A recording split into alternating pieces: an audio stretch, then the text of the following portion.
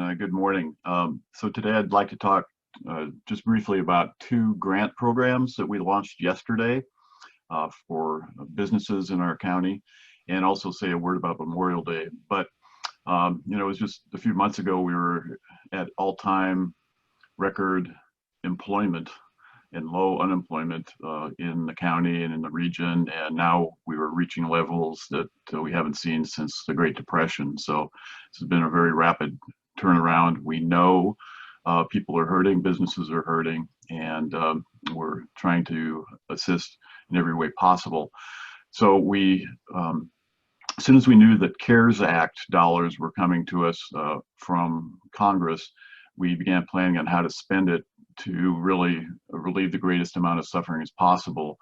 There's things that we know needed funding, obtaining PPE, all the work, fantastic work the health district has to do to monitor and track the course of disease, and other things, those sort of healthcare fundamentals. But we also knew we wanted to help our businesses. So as a result, we designed two grant programs. One targets our small businesses and one targets our aerospace sector. Both of those are really crucial to Snohomish County and to the region. So I'm very happy that within minutes, literally, of the county council approval yesterday, we had the application process open and accepting applications. So for any small business owner impacted by COVID-19, please go to workforcesnohomishcounty.org, and I'm going to just show you that webpage and application briefly. So this is workforcesnohomishcounty.org, and right at the top of their homepage, there are links to the Snohomish County Small Business Relief Recovery and Resiliency Program, R3, and the Snohomish County First in Flight Fund. So the small business relief grants are up to $25,000. We've got a 2-week window here for receiving applications, and then we'll be getting the dollars out just as rapidly as possible. The First in Flight is for our aerospace industry, and those are grants of up to $1 million. Again, encouraging people to apply right away. The application itself is extremely easy. You click on the link, and then the next page says apply now. And literally, this is extremely basic information, contact information, nature of the business, and just some other details. But we think you ought to be able to fill, or business would be able to fill this out in literally minutes and apply for those grant programs. So we're very happy that we got that going, and we look forward to getting that assistance out just as quickly as we can. We know time is of the essence, and we want to help as fast as we can. So just a couple of words about Memorial Day. We are going to have a very different Memorial Day this year. We know we won't be able to get together like we always have with family and friends, but I do encourage you to get out, enjoy the outdoors, enjoy this beautiful place we live in, and just spend the day being thankful and remembering those who have served our country and made the ultimate sacrifice for us. We can't be together the same way as we have been in the past, but we can remember those that gave that sacrifice. And just be safe, practice social distancing. We don't want a holiday to become a cause of a surge in cases. The virus is still in our community strongly, and if we were not cautious, we could see a resurge, and we need to avoid that at all costs. So be safe, enjoy Memorial Day, and with that, I'll turn it over to Dr. Spitters.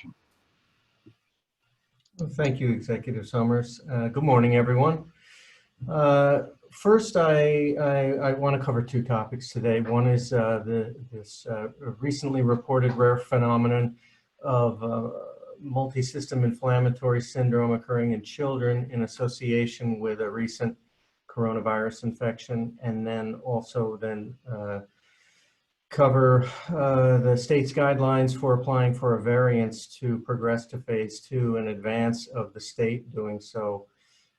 So first, multi-system inflammatory syndrome in children associated with coronavirus. So it's a rare phenomenon. There have been 2 cases to date, both recent, reported in Washington State. One was in a Snohomish County resident, and there was a press release earlier this morning. If you haven't seen that, that has more details. I think that the summary notions are that it is a rare, but seemingly reasonably clearly described syndrome that presents, the children present usually with a fever, often with one or more of the following systems involved. That's where the multi-system part of the name comes in. It's an inflammatory syndrome, meaning inflammation is the body immune system's reaction to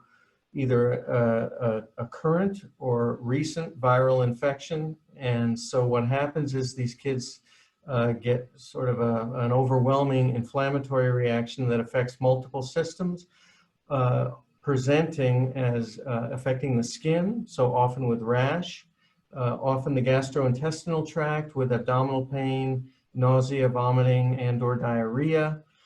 And then other internal organ systems like the heart, kidneys appear to be the most commonly affected.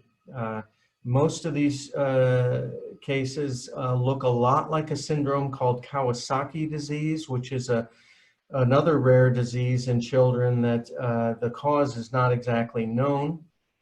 And so these children, when they first presented, looked like Kawasaki. And then some COVID testing has been done. And these children often will either test positive on the nasal swab for the presence of the virus or have antibodies to the virus. And this syndrome, when it occurs, it can cause low blood pressure. The heart muscle can get inflamed, so the heart doesn't pump as well. And so these children generally are quite ill and end up needing hospitalization and intensive care. Fortunately, as we've said before, the vast majority of infections in children are either asymptomatic or minimally symptomatic. This appears to be a consequence, in my estimation, of what I've read and heard about so far. It's really the body's reaction to the virus than the virus itself causing this problem. And it may actually be occurring several weeks after an initial infection occurs, but more to be determined on the science of that. The state of New York has reported about 100 cases of this to date. We've had 2. So I think the key message for parents is that if your child has a fever or any of these symptoms that I've mentioned, especially if they've been in contact with someone who's had COVID or they're otherwise have had a recent illness that looks and sounds like COVID, or even in isolation, if your child has a high fever, rash, not doing well otherwise, anything like that, give your child's clinician a call and let them know that you're concerned, and then take their direction from there. We have done outreach to the local provider community and provided them with background information and resources for additional information about it. But honestly, in this region, most kids with this syndrome are gonna, their ultimate destination will be Children's, and the care team there is well acquainted now with this condition. Okay, so moving on.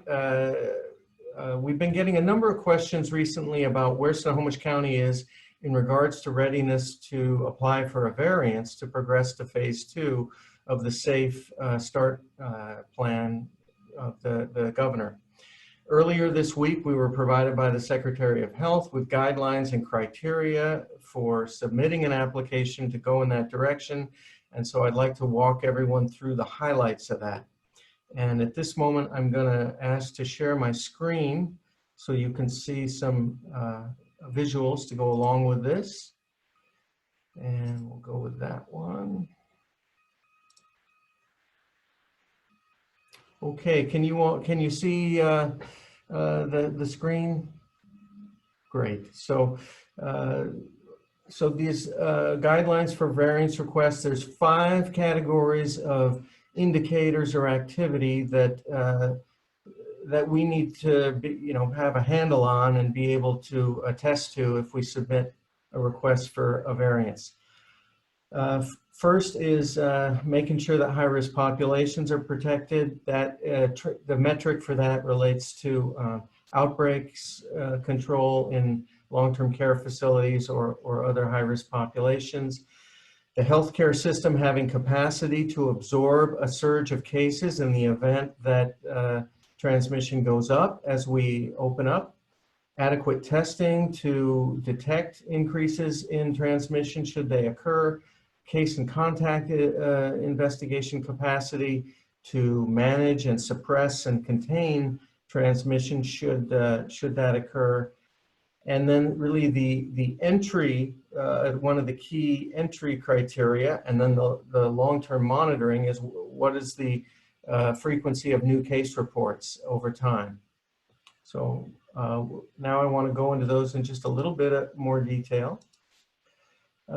So first, protecting high-risk populations, we're looking at the number of outbreaks reported for a county of our size cannot exceed 2 per week.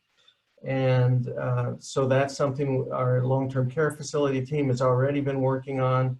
But typically we'll have 1 to 2 new long-term care outbreaks start weekly.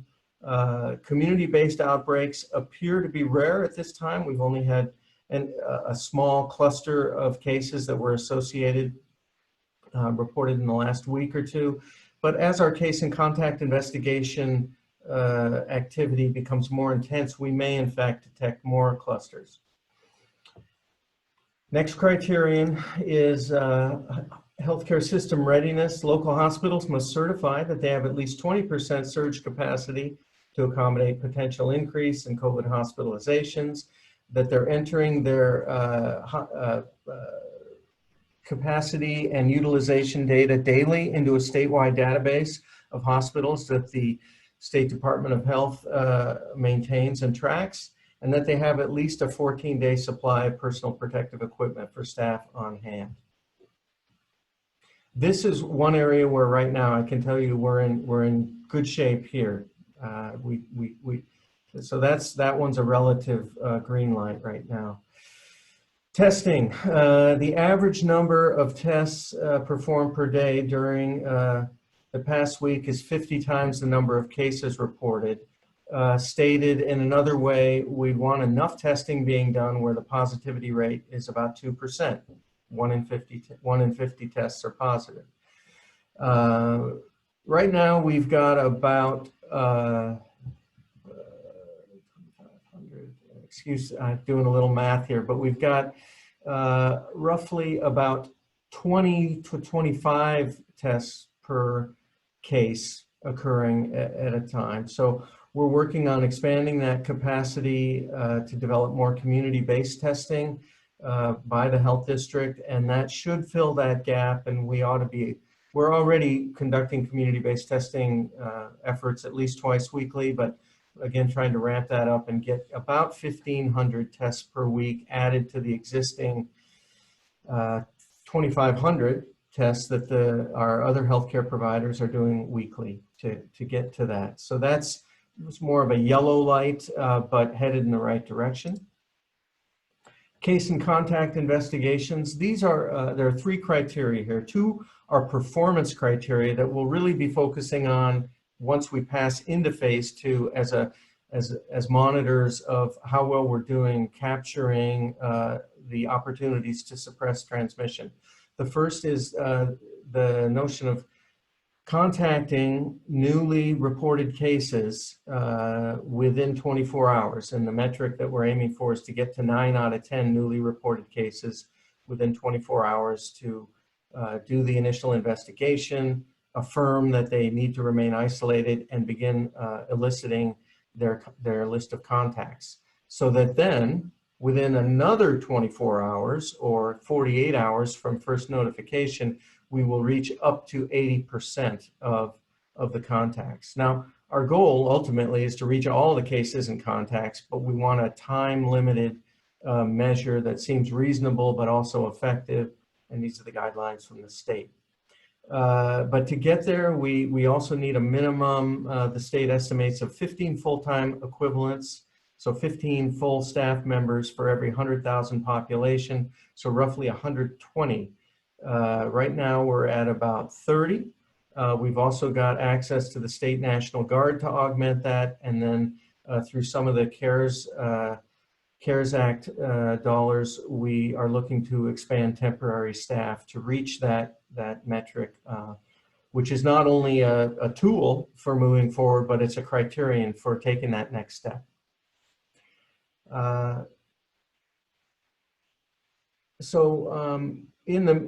In the meantime, I want to address one additional data point, and this is the one that's really, I think, the bottleneck, if you will. It's currently our rate limiting step to moving forward, and that's disease activity, or the number of reported cases per day. So the metric, the criterion for passing the starting line, if you will, on phase 2 there, is for the community to have fewer than 10 cases cumulatively in a 14-day period for every 100,000 people. And also, this is the second criterion, is not one that we monitor or do. It's a complex calculation that's based on modeling. And these are the things that you've been seeing coming out of the Institute for Health Metrics and Evaluation and the Institute for Disease Modeling. They are not currently tracking this reproductive rate for Snohomish County specifically. We know last time they did it a couple weeks ago for Western Washington, it was approaching 1, but slightly below it. So we'll really be focusing on that case reporting figure. On that case reporting figure, just to go through the math quickly. So if we're, basically our goal is to get under 10 cases per 100,000 in the prior 14 days. That's a running thing. So, you know, every day we'll be looking back 14 days. How many cases did we have in the last 14 days? So the goal is 82. How do we get to that? Well, 10 cases per 100,000 in that 14-day period. We've got 820,000 residents. So that means 8.2 times 100,000. So that means we would have 8.2 times 10 cases as an allowance for the number of cases. So 82 cases per 14 days. 82 divided by 14 is an average of about, it's 5.8 cases per day, so 6 cases per day. But it doesn't have to be exactly 6 cases per day. What we're really looking for is to get that 80 or less cases in a 2-week period. And just to give you an idea of where we're at, the last 14 days we had 308 new cases reported. So we're about 3.5 times above where we need to be. And so as you can see, while we've made significant progress in flattening the curve and seeing the number of cases decline, and even in the past week or two, we're down to, you know, maybe in the high teens, 15 to 20 cases per day over the course of the week, whereas we were at 25 to 30 2 to 3 weeks ago. So things continue to get better, but we're still not there. And consequently, I don't see us passing that line of 80 cases per 14-day period by the time we reach June 1. I'd like to be have better news than that. I do think it's not far off, but it's something that's going to take efforts by us on the containment end and efforts by the community to do what they can to suppress transmission going forward and set us up hopefully to submit an application for variance sometime in the month of June. So going forward and getting back to what we can all do to help get us to that point, down from 300 cases per 2 weeks down to less than 80, is remembering the science behind that reproductive rate. And again, the idea is to reduce our number of contacts, to take actions that are necessary to reduce the risk of transmission in the event we do come in contact with people, because the other factor that affects transmission in the community, the duration of infectiousness, we have little control over. So again, if you focus in on that left box, our job is the isolation and quarantine. Everybody's job is to try to stay home, limit your excursions out of the home, except for essential or approved work activity and necessary errands and such, healthcare, bank, what have you, and try to otherwise limit our excursions out of the home. And then when we are out, try to wear a cloth face covering, especially when we'll be indoors in public or commercial places, or when we're out of doors and can't guarantee that we'll be able to maintain that 6-foot physical buffer from other people. Frequent hand hygiene, wash your hands when you get back home, always. Hand hygiene before and after you enter places, when you get back in the car from the grocery, when you get back home after you put the groceries away, cleaning up again, and then cleaning all high-touch surfaces in your home or workplace frequently. And so with that, I just want to echo Executive Summers' wishes for a happy and healthy Memorial Day weekend. Encourage you to be smart, try to follow these guidelines, and also remember, if and when you are out on the road, remember that Memorial Day, along with Labor Day, those are two of the highest motor vehicle fatality weekends of the year. So independent of coronavirus, it's a risky time to be out there. Stay dry, don't drink and drive, and try to stay close to home and be safe. So thank you very much. Thank you, Doctor. And I just wanted to correct one thing. The web page for the grant programs is workforcesnohomish.org. That's workforcesnohomish.org. And we have a question here, a couple questions. With the state eyeing June 1st as probable phase 2 start date, it doesn't sound like Snohomish County will be entering phase 2 before the state as a whole. Is that accurate? And can you give an update on health district, the county's overall testing will look like? Why has the health district's plans for testing changed so frequently? And I'll just say that is accurate, and King County and other large counties are pretty much in the same situation. We're headed in the right direction, but we certainly will not meet those criteria by June 1st. Doctor, do you want to address that also?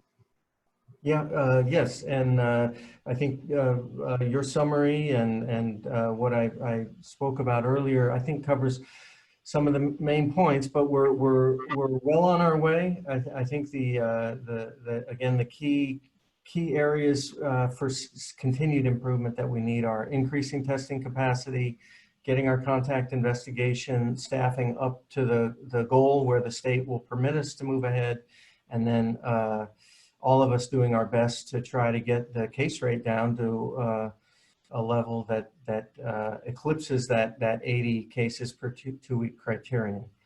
Giving an update on the health district's overall testing, again, I'll just reiterate, we've got about 2,500 tests being done weekly through the usual community-based and private healthcare system.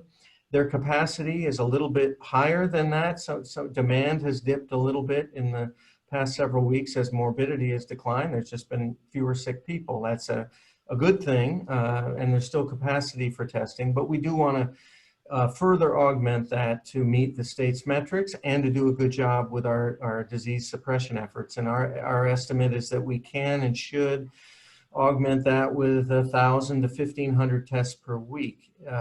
Certainly our testing approaches have changed over time. I just urge you to remember that we're only 4 months into our experience with this virus, and developing the not only the scientific but the logistical responses to it are it's all a work in progress. The plane is flying down the runway and we're still putting it together. That's just the way it is. And we did some drive-through testing. We seemed to max that out. The funding for that dried up, so had to change that.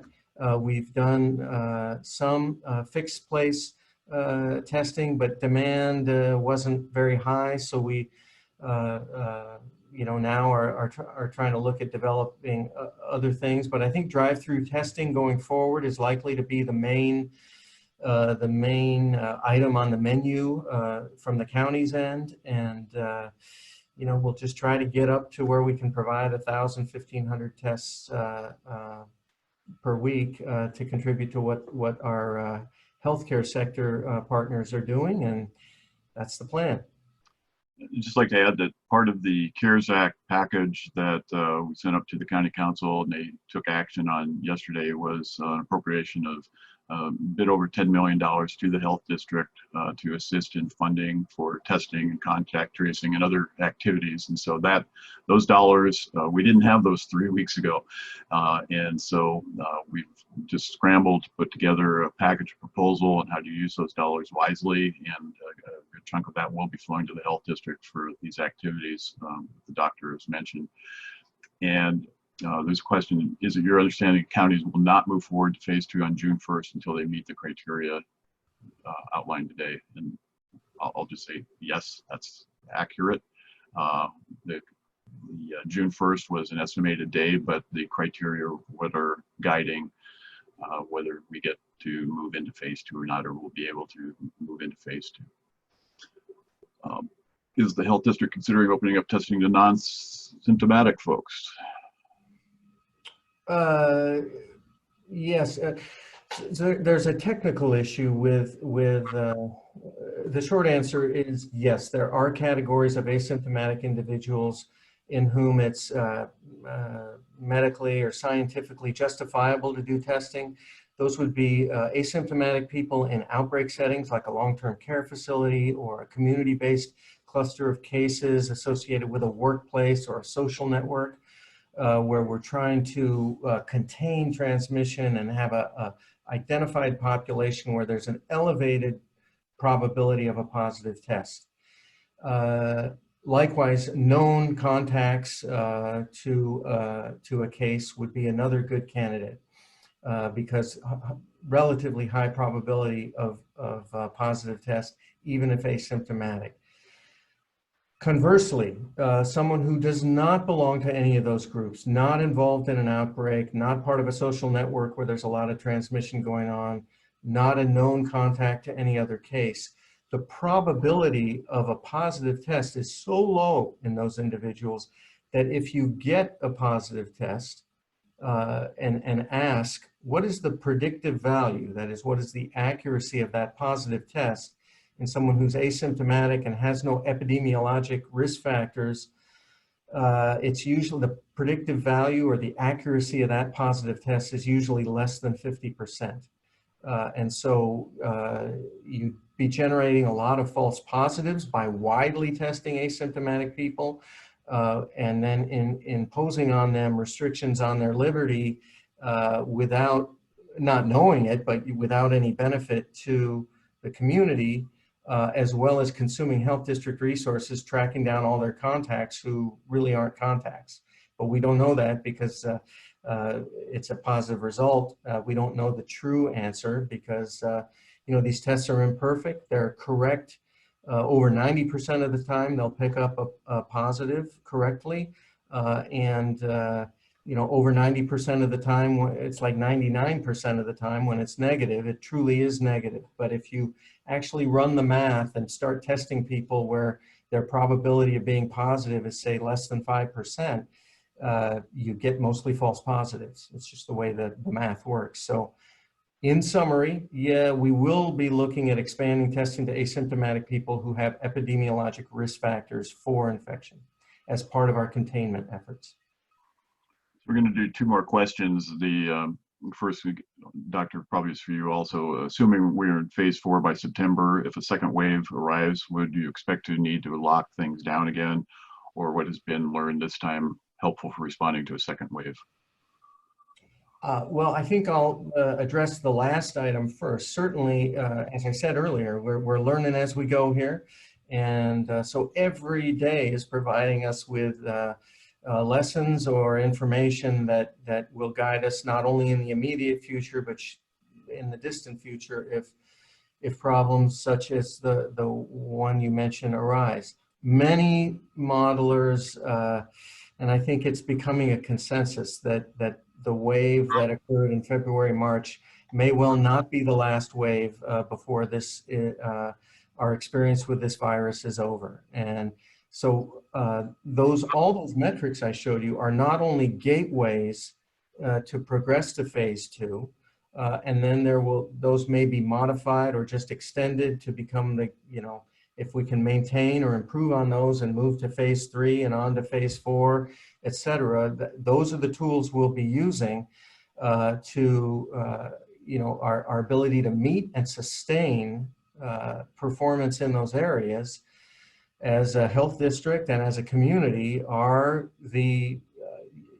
that's what's going to predict the speed and success with which we progress.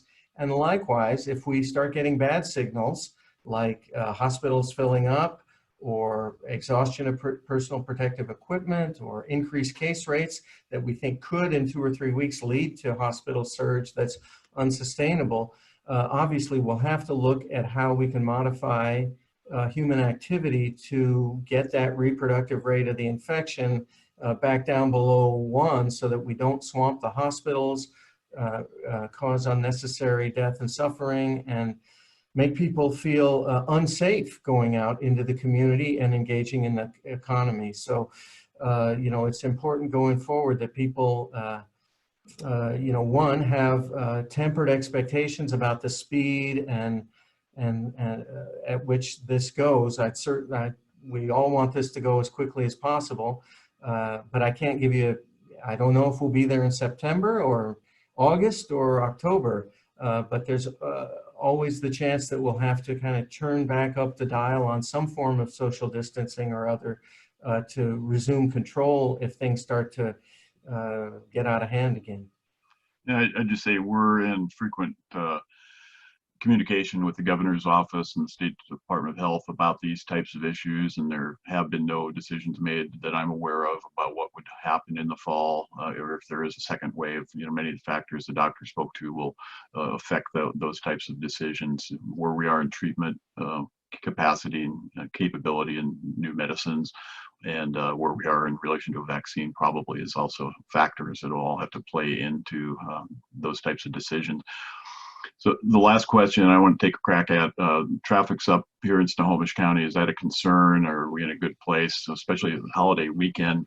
Are we safe enough now? And I would just say that we know that moving about outside of your home increases the chances of encountering somebody that can transmit the disease to you. So it is a factor if people are out and about in particularly crowded places, but just being around other people is a risk factor.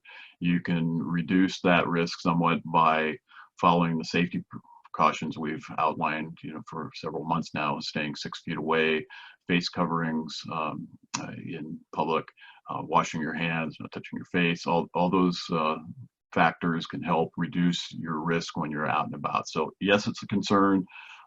We know how to mitigate it somewhat, but being out and about does increase your risk of getting the virus. So we just ask people to be safe. Remember those safety factors and social distancing and all those things we've been talking about, and that can really help.